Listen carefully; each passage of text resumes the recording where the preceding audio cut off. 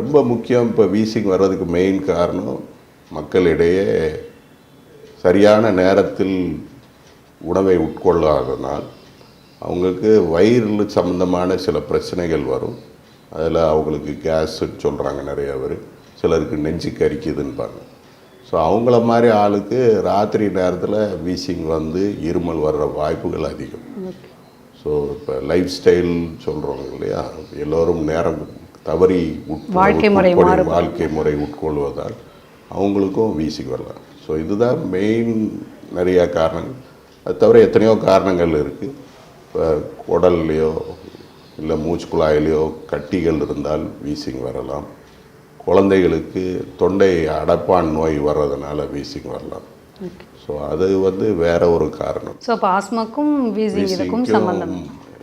Wheezing ஒரு பகுதி அது. ஓகே.